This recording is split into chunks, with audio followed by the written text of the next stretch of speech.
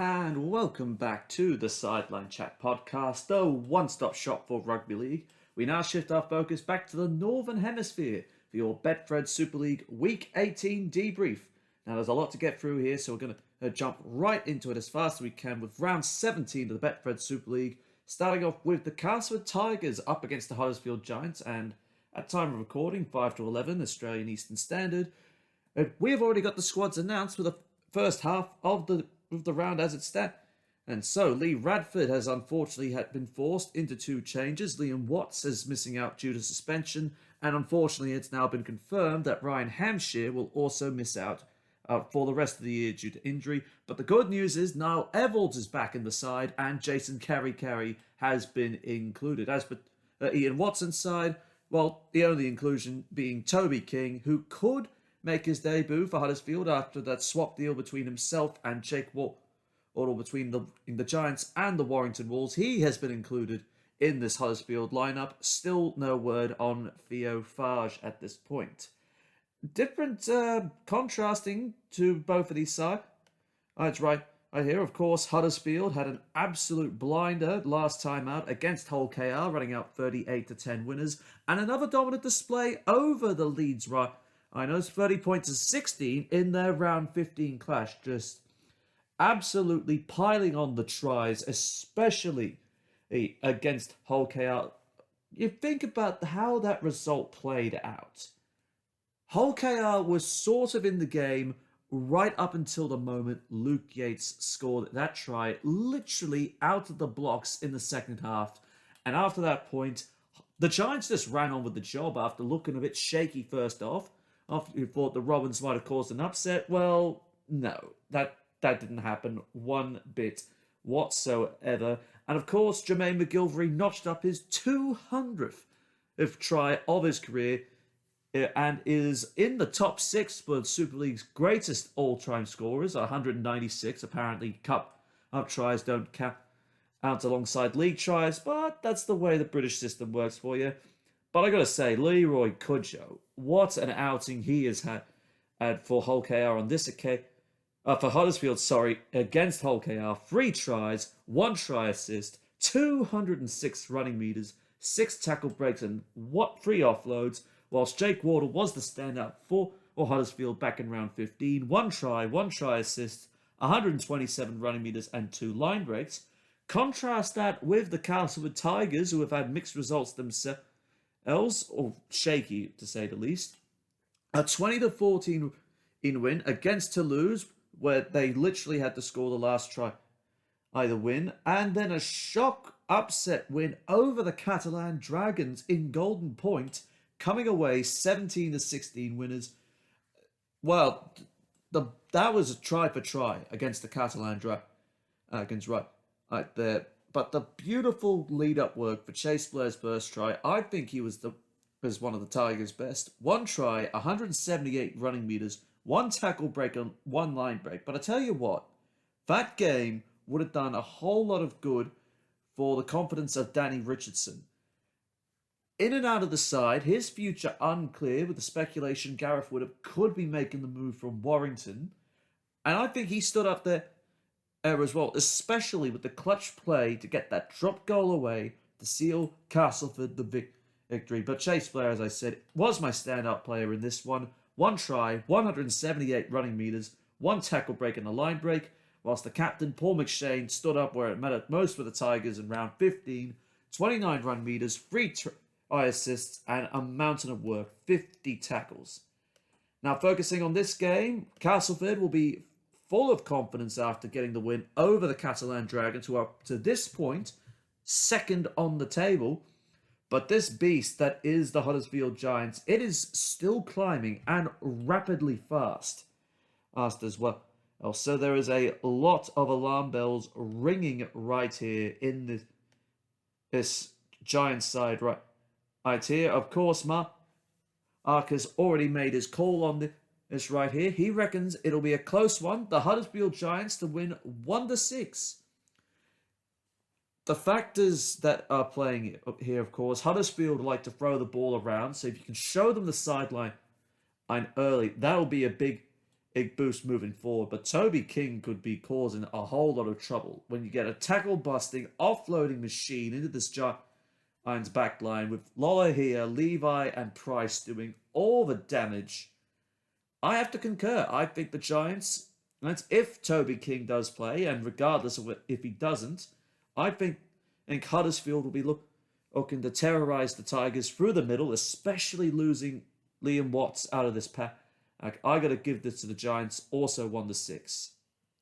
Now, moving on, we've got Hull FC up against the Leeds Rhinos at the NKM Stadium in Hull. Massive changes for Brett Hodgson's side, having lost Adam Swift, Luke Gale, and Manu Ma'u, with 3 debutants in Harvey Barron, Charlie Severs, Deneve Bolmforth, and Matty Laidwall, all in the 21-man squad named in the black and whites. As for Rowan Smith, at this point, he will be without the services of Harry Newman, Bodine Thompson, and Zane Tetavano following that hideous red card. But he will welcome Jack Walker, Cameron Smith, Jack Sinfield, and Morgan Gannon all back into the side. So it's a bit of a compensation right there. Walker's not had the best time so far in a Leeds Rhino shirt, despite all the raps on him as a prodigy talent. Wow, both sides. I really don't know what to say both about Hull FC and the Leeds Rhinos. Of course, Leeds, we talked about with that 30 points to 16 in handling at the hands of Huddersfield, backed up the following week, losing to St. Helens 42 points to 12. Honestly, you just taking Leeds' bad performance out of the equation, you just have to marvel at how well St. Helens play at this level. I mean, of course, some might be saying a Super League's hugely unbalanced with the likes of Salford, Toulouse, and Wakefield at the bottom struggling and getting slapped around by 70, and then you got the sides like Saints, Catalan, and Wigan at the other end, and completely dominating and winning nearly all the games and the trophies at the end of the year. But you got to give credit where credit's due. Leeds were bullied through the middle of the field, first and foremost. That's what happened here. Saints had all the running in this game, and they rarely let up whatsoever. And Alex Walmsley, how many times can I not go past Alex Walmsley right here? 2 tries, 103 running meters, 9 tackle breaks, and a singular offload. Whilst for the black and whites, it hasn't got any better, of course, going down to the Catalan Dragons, 36 points to 8, followed up by a 4-0 loss to the Warrington Wolves a week later. I don't know what Brett Hodgson can do right here. I seriously don't know where did he go. I mean, there was a report from LoveRugbyLeague.com suggesting that Hodgson had his eye on what is quote-unquote NRL ace Tex Hoy, not that I call Hoy an ace. Ace fringe player, I think that's what you'd say about Hoy on that. Whether he's being eyed off, of course, Hull are getting Jake Truman. And really a bad week where they lose Josh Reynolds, compounded by the loss of Gale, Manu Ma'u, Adam Swift, on top of no Jake Connor, who is one of their most dynamic players and best attacking weapons. It was only going to go one way right here. You could say Hull did improve their defense, but their attack left a lot to be desired. I mean, at 40 points to 8, only 1 try scored in the last 2 weeks. It's not looking good whatsoever. It is not looking good. And as Mark has made 8 notes on this particular game that went and down here between the wire and the black and white, they had good defense, but opportunities to score were blown due to poor errors or good defense. And he singled out George Williams as a better performer, or me saying he believed he would have gotten to that ball to score the try, and that he was surprised that the referee let play on without anything else happening about it. So he reckons a bit of controversy in the denied George Williams try, and that the home crowd were not happy about it. But Errors to the try line as well as good defence. That's what let Hull FC down, and really a circuit breaker potentially for the Warrington Wolves in this game. Now, focusing on this one, it's a double-edged sword with 4 debutants in a really rookie Hull FC back line. Looking at it right here, well, not necessarily backline, I should say. Game day squad against a Leeds Rhinos side with all of the promise in the world and have failed to fire. You think of half of the signings they made and the names in this side: Fuzatua, Handley, Austin, Caesar, Olensky, O'Connor, Sinfield, Hardacre, a club legend during the golden era. And they're not firing. They are simply not firing. And of course, Harry Newman's suspension opens the door for Walker to return at fullback and Hardacre to shift out to right centre. But this is a game that's a toss of the coin. This is a game that could go either way, depending how you look at it right here. So, the survey of Mark says in this one, with the amount of inexperienced players in this side, he's called it a 1-6 victory for the Leeds Rhinos. Forward pack's pretty much intact, but a lot of rookie players going into the side and really lacking in serious spine players right here as well. It's an uphill battle for Brett Hodgson. I think this game's going to open up. I think Walker coming back brings an extra dimension to the Leeds Rhinos attack. And of course, some very handy forwards, Gannon, Walters, as whether or not they get a start in this game, there is just a lot of potential ball playing and strike artillery, especially with an England caliber winger like Ash Handley. He's called it a Leeds 1-6. I say Leeds Rhinos run away with this 7-12. I think they'll open this up, and I'm going to say my bold prediction: Jack Walker to score a try and set up another 2 on his return. We'll see how that one plays out, but I think Leeds need to win that. If not, playoff hopes, you can say, are pretty much dead and buried. Now, what many are saying is the game of the round coming up sort of has the gloss taken off a bit due to the position of these two sides, but as nevertheless as two of the best sides in Super League going at each other, the league-leading St. Helens up against the 4th place Catalan Dragons.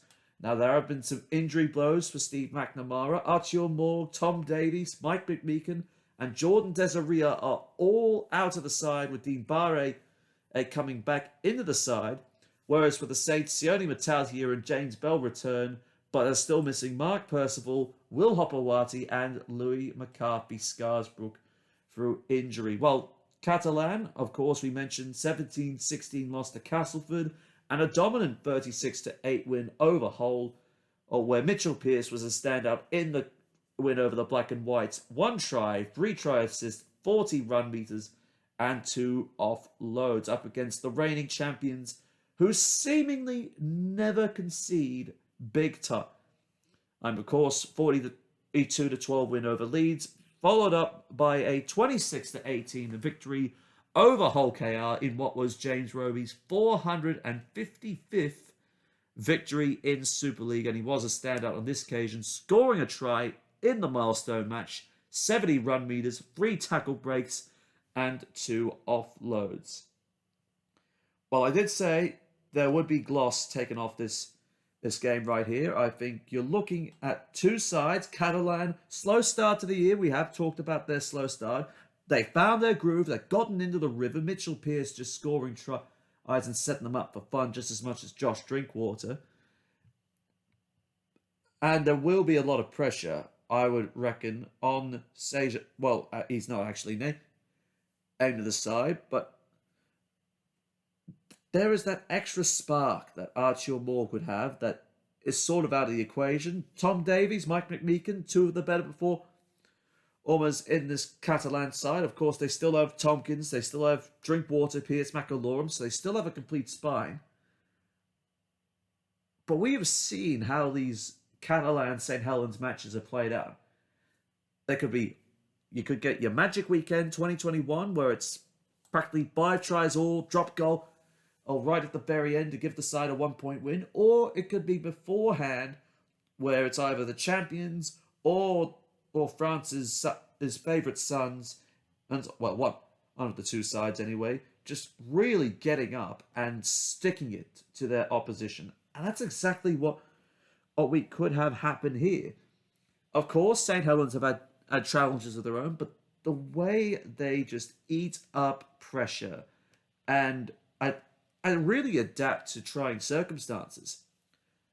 They haven't had Regan Grace for the longest period. Lewis Dodd has been ruled out for the rest of the year. One of their best centres is still on the sidelines. It's called a versatile Tongan international and veteran prop, but they just keep bringing these blokes through. Jake Winfield, Ben Davies, Jonathan Bennison. They just bring these youngsters out of the academy through, and it's just like, it's the next man up. Johnny Lomax shifting the scrum half, no trouble whatsoever. It is just absolutely amazing looking at these two sides in particular. And realistically, they could meet again come to Old Trafford. That could be a heavy possibility that we get a grand final rematch out of these two sides right here. But someone's going to walk away with the 2 competition points on this occasion. So what's the result going to be this time round? Well, the injuries will be a concern to Steve McNamara, but no doubt Mathieu Laguerre will get a start on the flank with probably Tyrone May and Dean Vare in the centres. If I'm St. Helens, I'm looking at Tyrone May defensively and I'm thinking, we can take him. So I'm thinking Conrad Hurrell, Tommy Makinson, Johnny Lomax, and Joe Batchelor on that right-hand side up against Catalan's left side. I'm thinking that's where you go to put pressure on. And I think if St. Helens pressure him there and bully Catalan through the middle as well, because that's what the Dragons really have to do. Nullify Walmsley, you nullify Roby, and it's a knock-on effect from there. You don't do that, you let Walmsley and Knowles get quick play the balls, offloads, and just break the line at any given moment, you're going to be in for a rough afternoon. As for Mark, he's left me with St. Helens to win this game 1-6. Forward battle is everything right here. Yeah, and this has been a recurring theme whatsoever. But I think Jack Wellesby is going to really use some silky skill on top of that as well. I think the scoreline is going to be a little bit wider than what everyone might be thinking. I'm going to call it for St. Helens a 7-12 victory. Now, we move on to Toulouse Olympique against Hull KR. Toulouse without Ilias Bergal, Andrew Dixon, I should say. There's a mistake on there. Eloy Pellissier, Hugo Pezet, and Lloyd White all ruled out through variation, but Mitch Garbett, Romain Navarrete, and Justin Sangaré, who will join the Leeds Rhinos in 2023, have all been named, as of course the Robins with their own concerns, and with no Ryan Hall due to that hamstring tear the rib cartilage injury he suffered, alongside George King, and with that minor hamstring tear.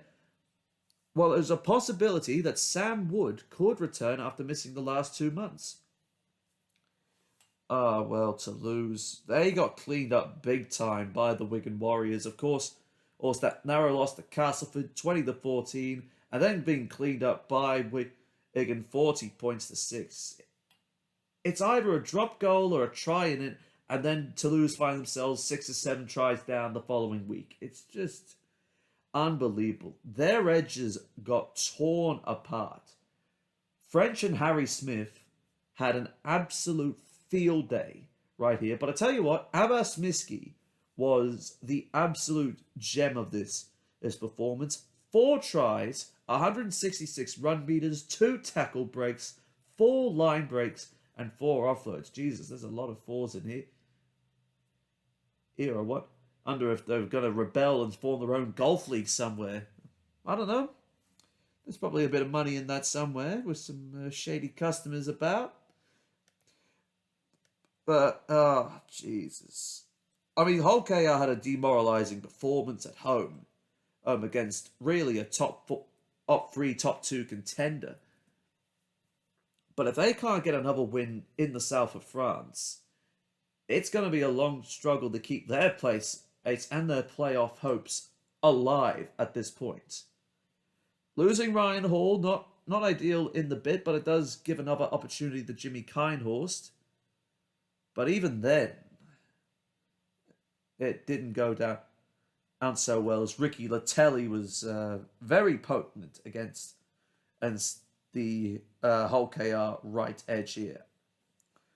As for Toulouse, I don't know how long it is. I want to believe what Sylvain Houllet is saying, where they can defy relegation, and there is a crucial clash coming up against Wakefield at Magic Weekend. And next weekend, we'll be able to catch all of the Magic Weekend action and through KO Sport, AO, and Fox Sports. Well, it's right there. But they need to get a win here to even think about closing the relegation gap. They really need to tighten up their edge defenses right here. Yeah, because there are some very workmanlike forwards in this whole KR pack right here, who really know how to take championship players and give them a start. I mean, Frankie Holton, that is just a brilliant example right there. Ethan Ryan of the Bradford Bulls, who was mentioned and by the crew led by Stuart Pike during their Sky Sports coverage. It really factors into that as well. Another home appearance for Toulouse, and it's rather ironic that both their wins have come at home. But they need to start closing the gap. It's really starting to tick down now. 9 rounds to go after this one. And they've got, as we mentioned last time out when we did the Betfred Super League debrief, it's a tough run home that they've got. So these are the games Toulouse need to get. Now, can they win it? Well, you know what? Mark reckons Toulouse can win this at home. 7-12. Wow, that's being very, very generous for Toulouse Olympique right there. But I want them to succeed. It's just a matter of, can they put an 80-minute performance together, like they have done against Saints, like they have done for their second win. It's just a matter of, can they do it? And I think that's, second win against Wakefield, I think, on their second meeting, yeah. After losing 18-6 the first time round. I got to go the way of Hull KR. I think they'll be very disappointed by the performance that they put in against the Giants. And I think if they can avoid heavy momentum swings, like they suffered with that Luke Yates try against Huddersfield at the last time, I think they can go a long way. In securing victory here. Hull KR to win this 7-12. Now, Wakefield Trinity will be facing the Wigan Warriors at the Be Well Support Stadium in Wakefield. Well, it is a tale of 2 weeks for Trinity right here. First, a narrow 30-24 win over the Warrington Wolves, with that hard work undone a week later as they get slapped around by the Salford Red Devils 74 points to 10. Talk about absolute blowout. And that was a blowout scoreline against Salford, where the 13 tries Salford ran in, plus absolute carnage for Willie Poaching's side, and a huge reality check after that brilliant win where the forwards were scoring all the meat pies in this one. Of course, James Batchelor, a standout in that game. 2 tries, 107 run meters, and 4 tackle breaks, including, I believe, what was, well, not necessarily the match-winning try, but it played a huge role in Wakefield's win. Joe Burgess then wiping it all away with his hat-trick, 190 running meters, 6 tackle breaks, and 2 line breaks. Their opponents, the Wigan Warriors, what more can you say about which is essentially the best attacking side in Super League at the moment. Of course, backing up their 40-6 win is a 30-12 win over the Salford Red Devils, where it was Bevan French's delight in this game. How good was the Field French combination once again as they overwhelmed the Salford side? French scoring 3 tries, running for 199 metres, 10 tackle breaks, and 2 line breaks. If we were handing out 3-pointers to this game, it would be very interesting to see where the scoreboard is for both major competitions. And defensively, very strong once again. And with a scoreline of 70 points to 18 in 2 games, it's only conceding 3 tries all up. So very strong defense from the Wigan Warriors heading into this game. You might as well shut the gate right here. There is just a class difference between these two sides right here. So you can basically see the result coming as it currently stands. And Mark and I both are on the same page with this one. We are calling it a Wigan Warriors 13+ result. I think when you got the 2 best and the fastest players in Super League, French and Fields, interchanging between fullback and the flank, you are not really going to win unless you grind them down into the scrappy defensive ace game. They could get away with it with Warrington because they're that bad out of form, but they're not going to get away with it against Wigan. That is not going to happen in the slightest. And of course, we're going to factor in Wigan. They've got players coming back into the side, so John Bateman will probably be back after missing out last time out. And you got to feel sorry for Trinity right here, especially this game is important for them. If they get a win, they can lock away Toulouse in the relegation zone. A loss in the for and against goes heavily against them. And if in the scenario that Toulouse win, heading into Magic Weekend, the heat is on. And if there's going to be someone getting poached, it better not be Willie after this. But no, we unanimously agree the Wigan Warriors to win this 13+. It's going to be an absolute bloodbath coming up. And finally, the final game of round 18 of the Betfred Super League, the Warrington Wolves against the Salford Red Devils. Well, Warrington, we've already seen what happened to Wakefield, and even with that narrow win, even with the signing of rookie Wigan forward Matty Nicholson during the week, which has caused Matty Pete to have a bit of an upset spiel about it right here. You actually got to think Salford are a chance here. And after last week, I ain't doubting it. I am not doubting that Salford are a chance in this game. And right here, I think there is a lot of players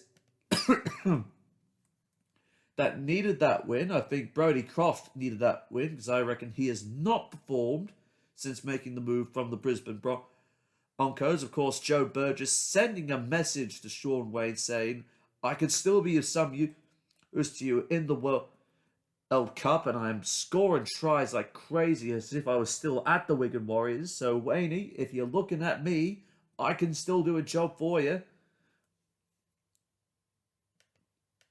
And there's also the question of, can Warrington back up a solid defensive performance and get their attack in order? Because as we saw from that game against the Black and Whites, Warrington had a lot of attacking opportunities, but failed to ice any of them. Given the same amount of opportunities, Salford aced all of theirs and then some. So it could turn into a very ugly afternoon in essentially Merseyside, where it would be another embarrassment for Daryl Powell with the way the Warrington Wolves are languishing in the mid-table, and a loss to Salford could absolutely nail them outside of the playoffs for the first time in about 5 years. Is currently on a roll, 2018 to 2021. If they were looking for a late swing, they need to get this win against the Devils. Otherwise, well, I mean, it's been game over for some time, but it would just be officially confirmed as fact right here.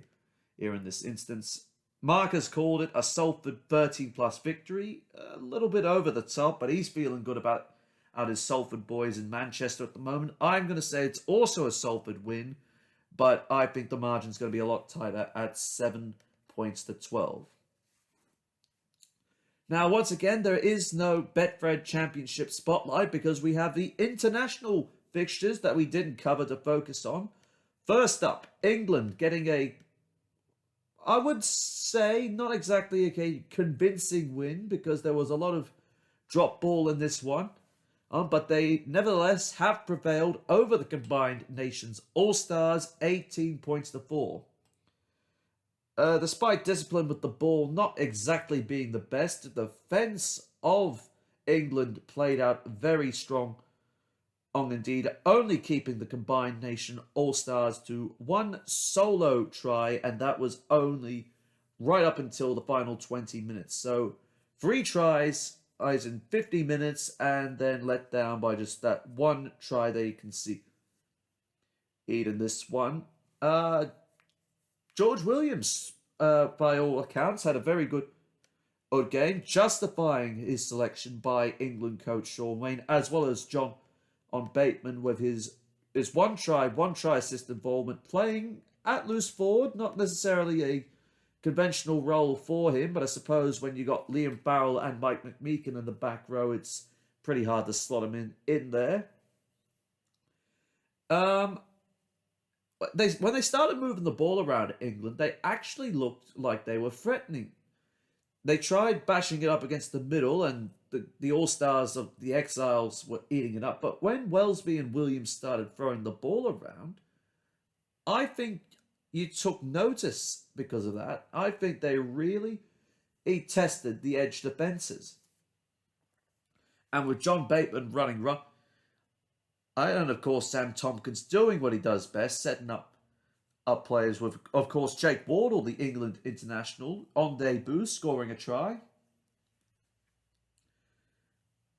Now, and I know everyone's going to say, oh, look, England's not on Australia's level. They're not on the Kiwis' level. They're not even on Tonga's level.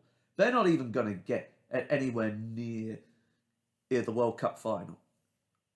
I wouldn't be too sure. They've got the halves.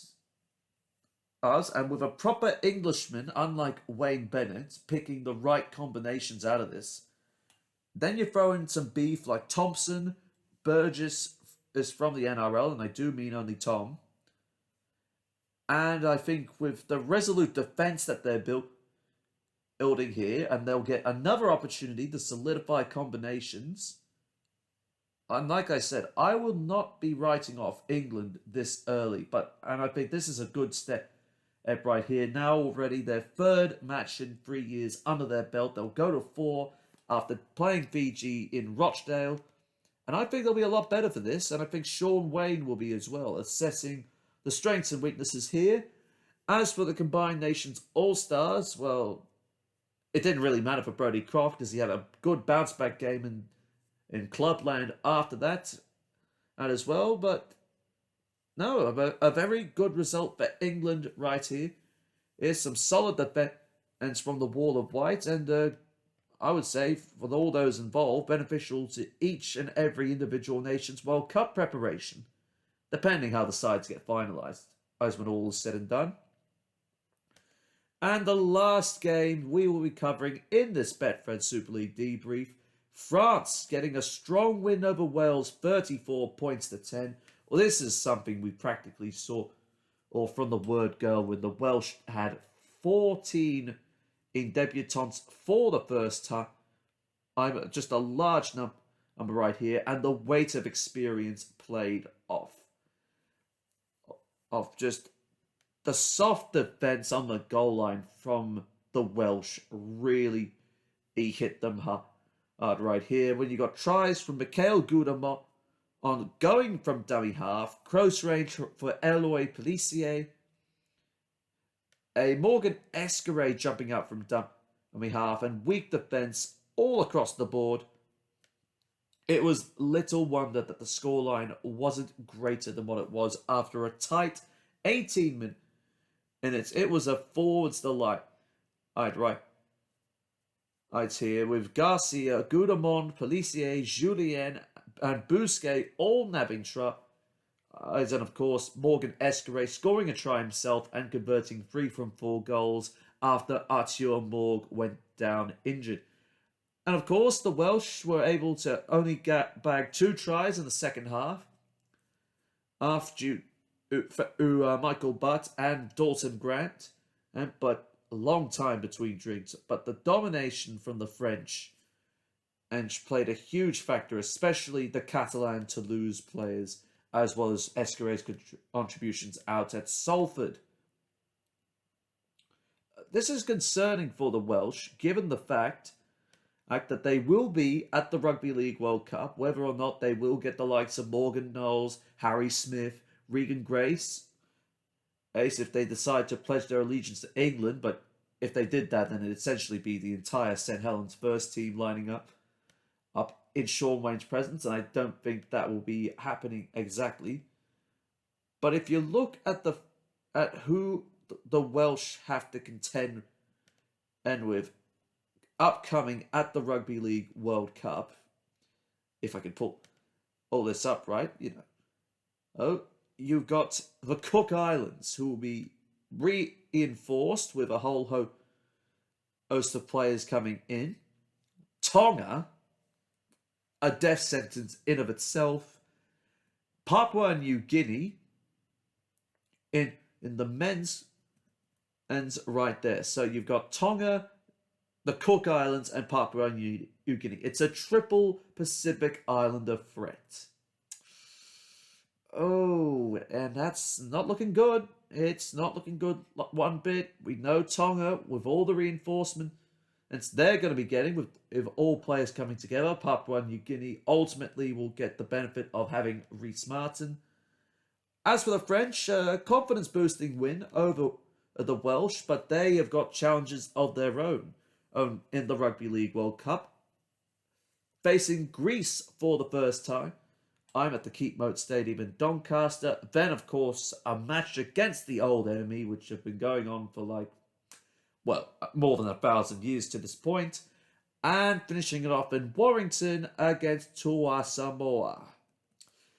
So they need all their best players fit and firing, and hoping that French flair can really pay off for them at this point. But confidence booster for Laurent Fresneux, and hopefully France won't be absolutely creamed at the World Cup like they were the last time they played in Australia.